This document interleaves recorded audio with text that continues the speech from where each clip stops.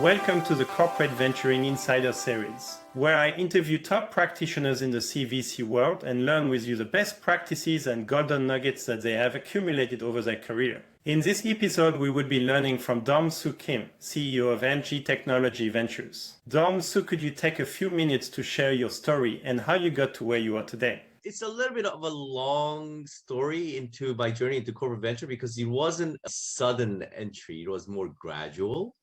All along, since when I was in school, had two passions in terms of my career. One was technology and science, and the other one was business. Unfortunately, when you're in school, you have to choose one or the other. There isn't a good program that connects those two.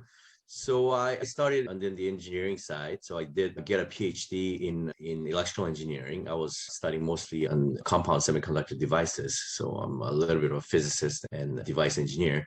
And even during grad school, I always thought maybe I should just get a master's or an MBA and then get into more business side of things. But I was pretty good at what I was doing in terms of the R&D and engineering. So I just continued on and ended up getting my PhD. And my first job was with Samsung Electronics. I was doing R&D on the fiber optic component business.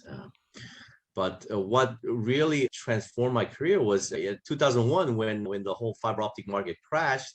Samsung decided to exit that business. And at that time, I had an option to change my career. I could have stayed in R&D and become R&D engineer in LCDs or displays or whatever, but I said, no, I want to try my hand on the business side of things. I joined the Technology Alliance team where my mission was to try to find R&D partners, universities and R&D centers, but also startups. And that's when I first got connected with a corporate venture capital team, which the work looked very interesting. And that's exactly what I felt like something that I wanted to do all along.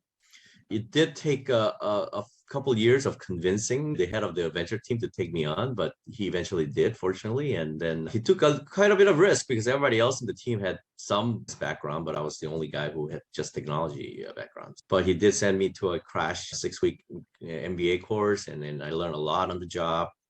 So this was actually in 2005 that I stepped into the corporate venture capital world. So that was my gradual journey toward this industry. Very nice. Would you say that you are making the same bet as he did, where you take people who don't have the full package of skill set? I do, yes. It's really hard to, as you can imagine, find people who have both investment experience and technology experience, right? And those people, even if you find that it's in such high demand that you have to really compete against other CVC firms, you tend to skew more on people who have more investment background with some engineering education and then train them on the investment aspects. And also have one person who has a PhD in my team who has more of technology background, which now I'm training him on the business side of things. So the short answer is yes, we are open to it, just finding people, training them so they can have more complete skill set in this business. Very nice. And you mentioned you have someone with a PhD, you have your own PhD. The view I have of PhD is that it's some people who have committed years of their lives to go very deep, which means patience, but also deep research. Do you think this helps you to be a better investor, or there is some maybe caveats to it? So there's definitely, like anything in the world, there's the positive side and the negative side. And also depends on what kind of PhD you got. Again, my undergraduate degree was in applied physics, and my PhD was very closer to the physics side, which provides a very good fundamental to learn new technologies, right? So although I was device physicist by training, I could invest in companies and, for example, doing LiDARs or equipment or materials and so forth, right? So that was good.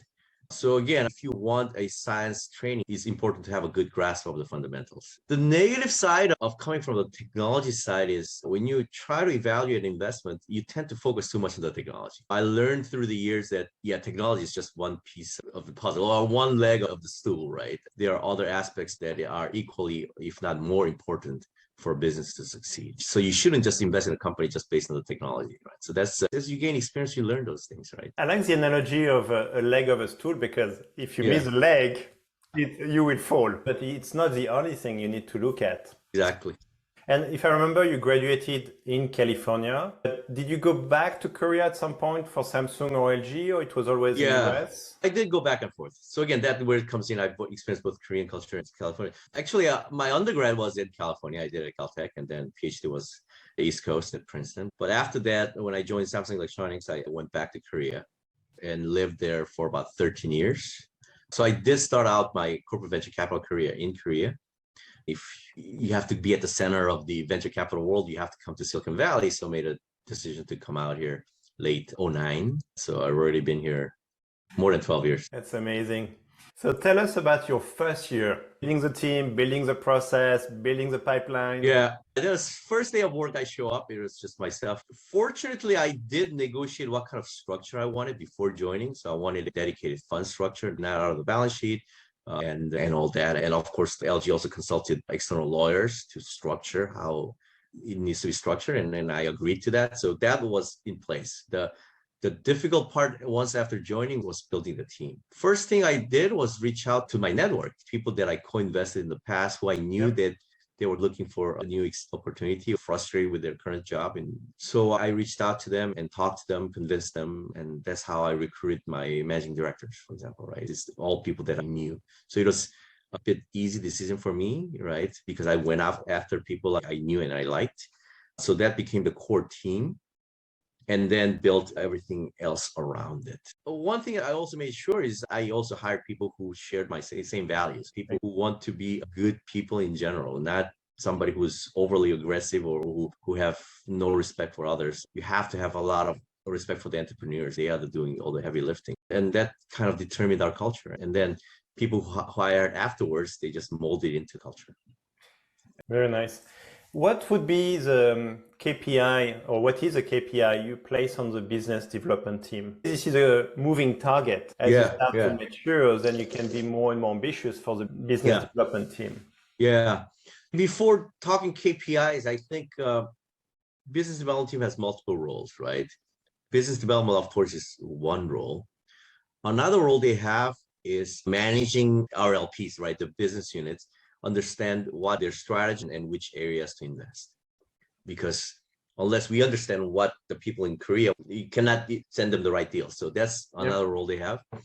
And the third role they have is just generating more intelligence, market intelligence, because any corporate venture capital team, they expect you to bring some of that Silicon Valley insight to the corporate, right? And the investment team guys, of course, they have a lot of insight and all that, but that's not what they like doing because they're more of investors. So that's what CVBD team does, those three roles. So their KPI reflects some of them. They have to write certain inside reports. They are expected to create some business relationship between our portfolio and the headquarters. It could be either joint development or some supply deal, but they're expected to create some output like that. And all that is all qualitative, right? How they're doing their job as a CVD team. Very nice. And are they all based in Silicon Valley, or do you spread them around? Oh. Yeah, so that's one thing I consciously did, was to put the headquarters here in Silicon Valley and have everybody come here. Different companies have different structure. Samsung Ventures, the headquarters in Korea, and most of the business development function is done by people in Korea. Only the investment team is in Silicon Valley, for example, right?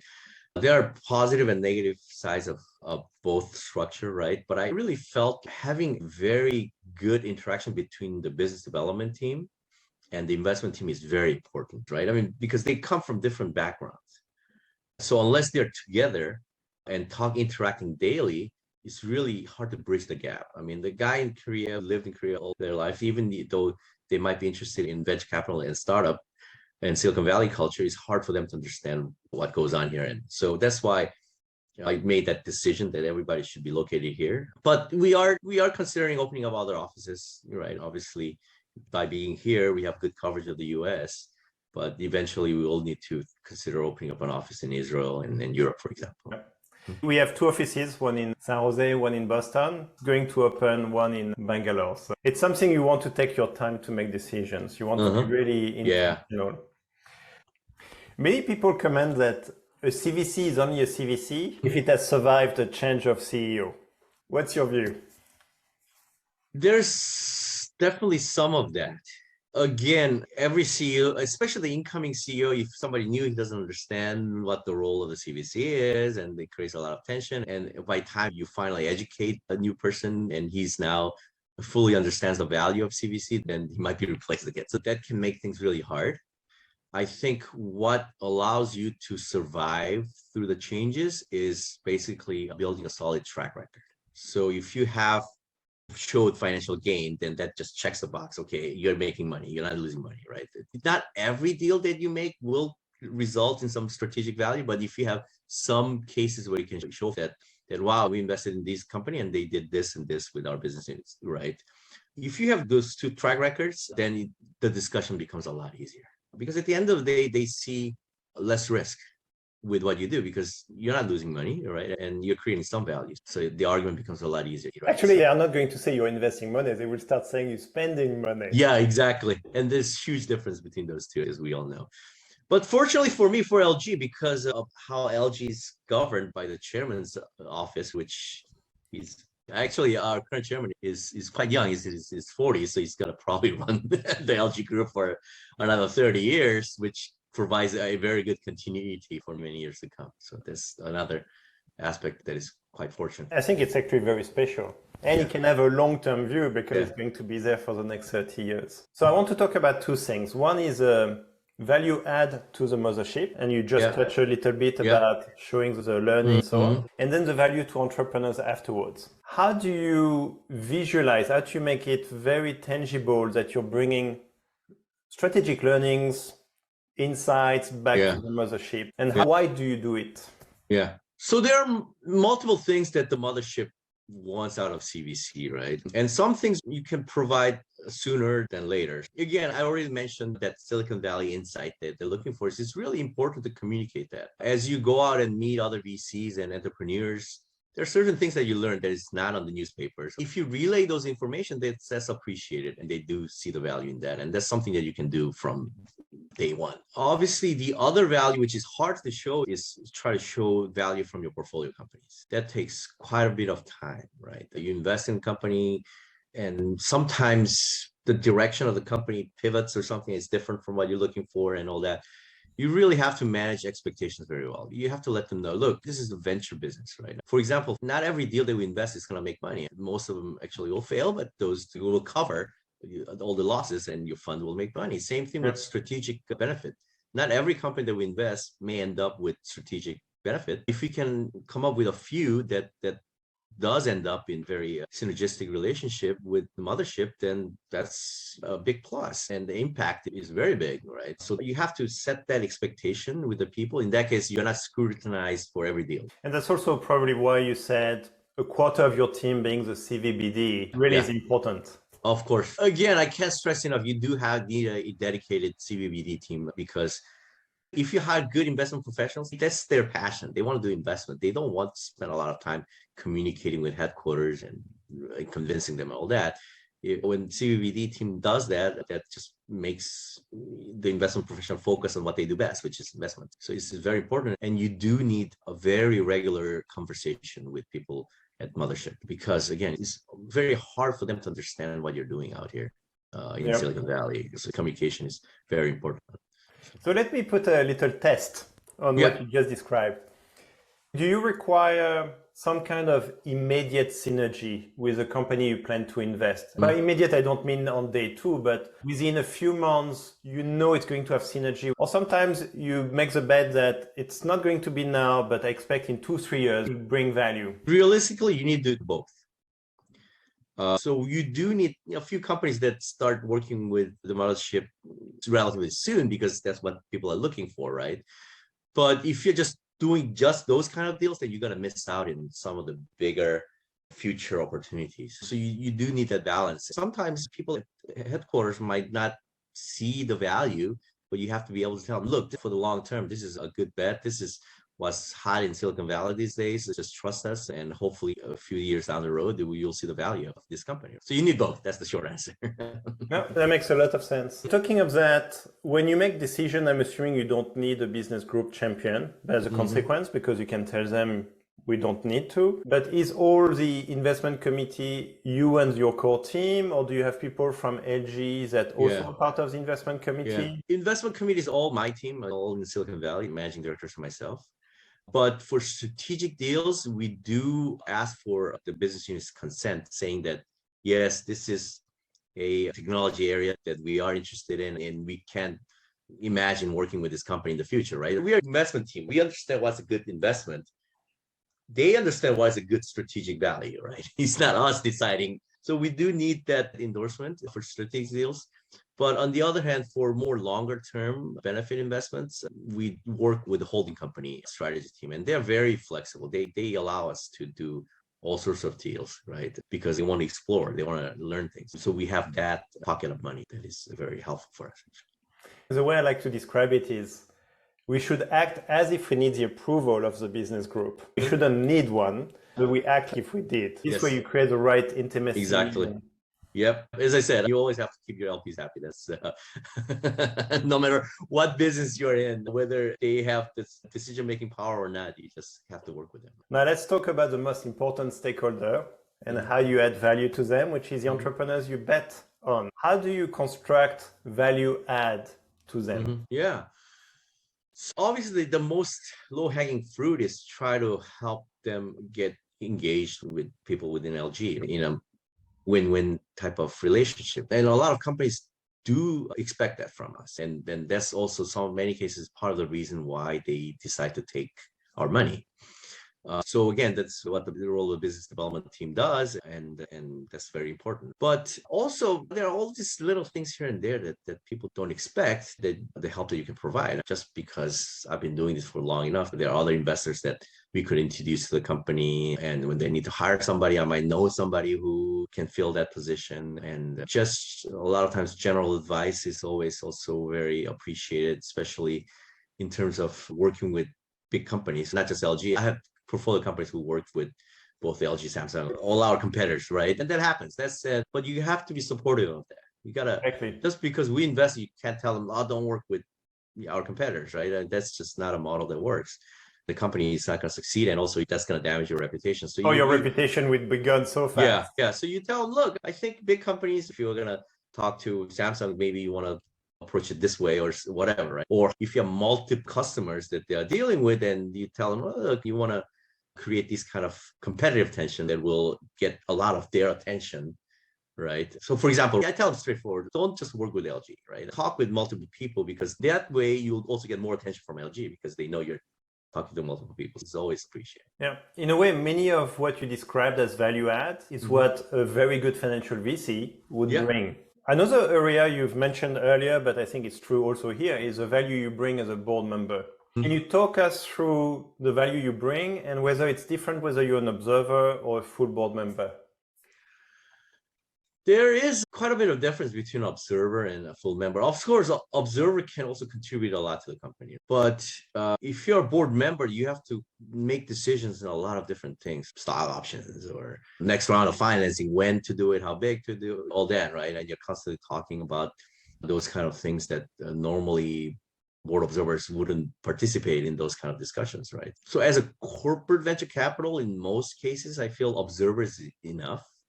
You really don't need a board seat unless you are experienced, at least a board member, or at least be able to make a decision on those kind of things that normally an observer wouldn't. But in most cases, board director is just helping the company. You have the fiduciary duties. So you're not providing much benefit to the mothership by being a board director, full director, versus an observer. But this is more to just help the portfolio a bit more. Actually, you could argue that you're more likely to be able to help the mothership if you're an observer than if you're a full board member, where at that point you're... Yeah, exactly. Very nice. So we're getting to the top of the hour. I really want you to share what you think LG Technology Ventures wants to invest next. What are you excited about the next years? So I think the biggest impact for LG Group as a whole is the electrification of the automobile, right?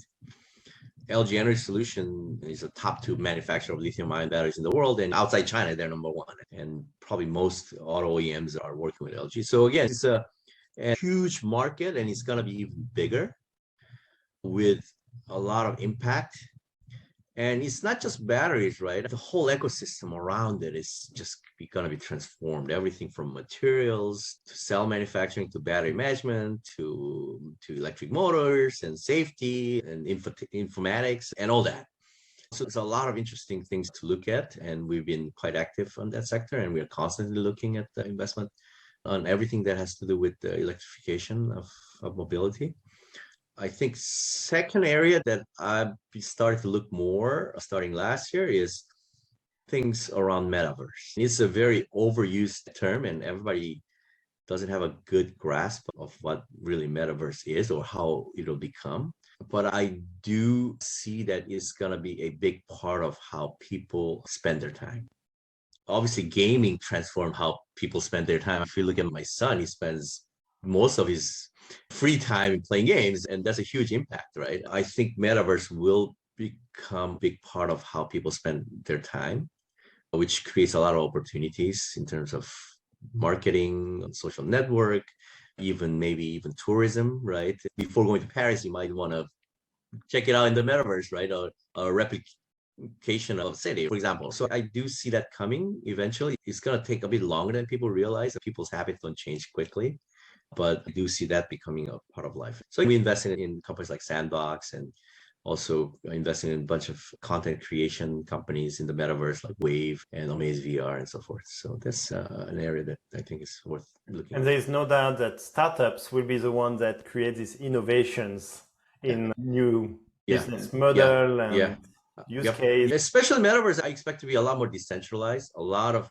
exciting content and things like that will be created by startups, unlike other social networking platforms so far, like Facebook, which is controlled by a few companies. Metaverse, I expect it to be a bit different. Very nice. And so for the entrepreneurs that are working in electrification, metaverse, all the topics you're interested, what type of check size and early stage, late stage can expect from you? Yeah, because our fund is pretty big, we manage $450 million, so we tend to look a bit later stage. $1 to $10 million checks is our typical investment. Series A or later. Of course, there are exceptions, right? If we see an exceptional company at a C stage, then we might invest and write a smaller check. But normally, we like to see a bit bigger in Series A or later stage companies. Very good. Dong-Soo, thank you for your time. This was really nice for you to share your journey and your best practices and your learnings along the way. Thank you. Yeah, I really enjoyed it. Thank you very much for the opportunity. It was an honor. Thank you. Thank you.